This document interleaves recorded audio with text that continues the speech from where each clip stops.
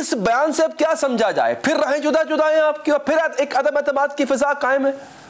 अली साहब, आप बड़ी फुल स्पीड पे चले। पहले मैं आपको सलाम, पूरी आवाम को आपकी वसात से सलाम पेश करता हूँ, इस दुआ के साथ कि अल्लाह मियाँ हमारे मुल्क को हमेशा सलामत और टेररिज्म फ्री रखे। देखें, सियासी जो हालात होते हैं हर मुल्क के, और ख़ासतौर पाकिस्तान के सियासी हालात कभी भी स्टैटिक नहीं जाते, स्टडी नहीं जाते, कोई ना कोई उसमें इश्यूज होते रहते हैं।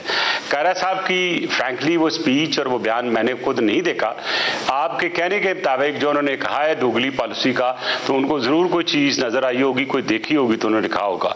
लेकिन एक हकीकत तो बिल्कुल आपके सामने है कि पीडीएम में हम बड़े ज़ोर और शोर से इकट्ठे गए, और जिस तरीके से हमें निकाला गया या हम निकले, या जिस अंदाज से हमें शो काज नोटिस दिया गया, अब कभी पार्टियों में दिया नहीं जाता। तो एक दफ़ा जब बंदे का दिल खट्टा हो जाए तो फिर एक छोटी सी बात वो भी आगे बढ़ के जाती है। अब जो मैं हालात और वाक़यात देख रहा हूँ, अली हैदर साहब, आपके मैं प्रोग्राम देखता हूँ, आवाज़ बहुत अच्छा होता है, and you very critical, very positive critical about the people, that's how it should be. और एक चीज़ जो मैंने आपके प्रोग्राम देखी, आप मुनसफ नहीं बनते, आप दोनों साइड्स को सामने रख देते हैं। लेट द ऑडियंस डिसाइड कि एक्चुअल चीज़ क्या है, and that's why you have a good name and people praise you, even my self praise for you. ये नहीं कि मैं आपके चैनल पे आऊँ आपके साथ या कोई प्रोग्राम कर रहा हूँ तो उसकी वजह से कह रहा हूँ। मैं अगली बात करने लगा हूँ कि कालदी के 11 के बाद कभी कोयटा में होगी, कभी पेशावर में होगी, लेकिन हम रहेंगे दूर इस्लामाबाद से। इस्लामाबाद के नज़दीक आगे कुछ नहीं करेंगे, 11 में को करके डराएंगे दूर से। तो this is actually a fear technology which the opposition without us is trying to create. Fear technology की डेफिनेशन मुझे आपको बताने की जरूरत नहीं है ना पब्लिक को, क्योंकि ये बड़ी वेल नोन है कि किसी को डराने के लिए क्या किया जाता है, वो सब कुछ हो रहा है। 19 के बाद उन्होंने कहा जी हम मार्च करेंगे, लॉन्ग मार्च करेंगे, किधर? इस्लामाबाद।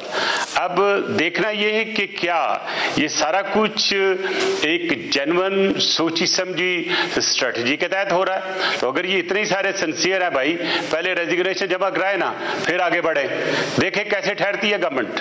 तो मेरा ख्याल है कि ये स्पेस मिल रही है जो कुछ भी ये कर रहे हैं इमरान खान को। तो अब देखते हैं हमें कि क्या हमारा शोकाज नोटिस पीडीएम वापस देती है। अगर वाकई पीडीएम सिंसियर है कि पाकिस्तान पीपल्स पार्टी उनके साथ ज्वाइन करे, तो मेरा ख्याल है उनको शो काज नोटिस जो है वो विड्रॉ करना पड़ेगा। लेकिन सेनेटर साहब, ये रेजिग्नेशन वाली बात जो आप कर रहे हैं, वो करते हैं कि रेजिग्नेशन हम देना चाहते थे, आपने मना कर दिया, आप पीछे हट गए। अच्छा, अब सर मुझे बताएं, अब कल का इजलास, आज का इजलास में तो बड़ी खुशगवार गुफ्तगू हुई, तो क्या अब ये जो साथ मिलकर चलने की बात इजलासों में हुई थी, उसको पाया तकमील तक पहुंचाएंगे, साथ मिलकर चलेंगे, या फिर राहें जुदा हैं इस तकरीर के बाद जो कायरा साहब ने कर दी?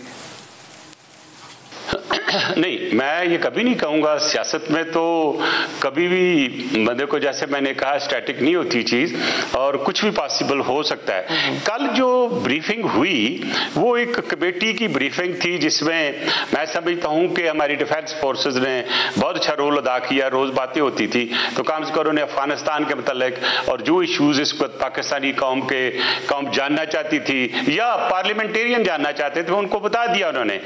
अब जहाँ तक लेके कि एक पार्लियामेंट्री कमेटी में बैठ के सर ये कहना कि ये अपोजिशन जो है ये एक महाज बना रही है हुकूमत के, आई टोटली डिफर सर।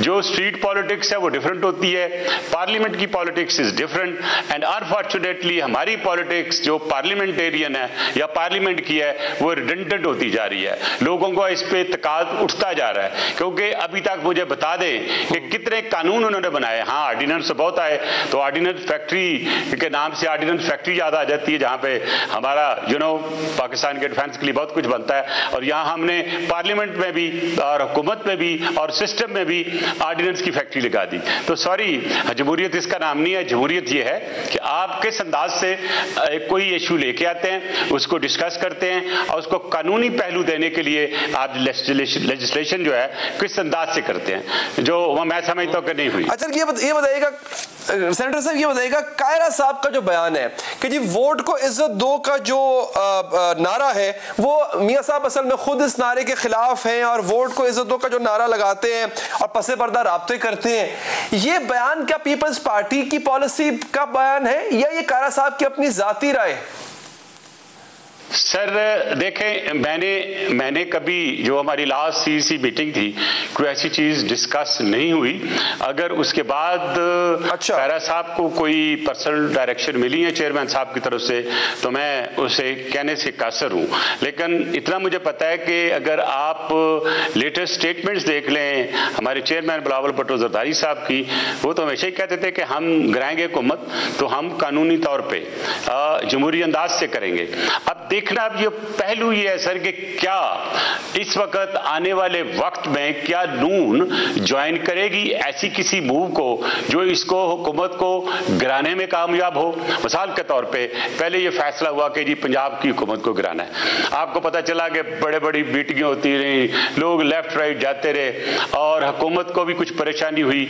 और मैं समझता हूँ हुकूमत के जो अच्छे लोग हैं वो तो तकरीबन छोड़ ही चुके हैं। अलीम खान साहब का नाम क्यों नहीं सुना, और जिस अंदाज से वो पीटीआई में आए और जिस अंदाज से उन्होंने पीटीआई की खिदमत की और जिस अंदाज से उन्होंने अपने आप को मनवाया जेल में भी रह के बाहर भी, तो ऐसे लोग अगर शायद पीटीआई के साथ होते तो उनको आज ये दिन ना देखने पड़ते। हालांकि मैं कोई नहीं हूं जो किसी के कैरेक्टर पे या किसी की पॉलिटिक्स पे बात करूं, लेकिन as a citizen of Pakistan मेरी गहरी नजर होती है चीजों पे। आई होप कि पीटीआई भी अगर बेहतर काम करती, महंगाई ना होती और उनके मिनिस्टर 11.2 तक इस वक्त है जो अनऑफिशियली जो इन्फ्लेशन है जो कि 9.5 पे इस वक्त ऑफिशियली अनाउंस हुई है। और अगर आपको याद होगा कि जब 115 पे डॉलर था तो मैंने असेसमेंट देते हुए पार्लियामेंट हाउस में प्रेडिक्ट किया था कि ये डॉलर 150, 160, 170, आज मैं प्रेडिक्ट कर रहा हूं कि 180 से ऊपर जाएगा।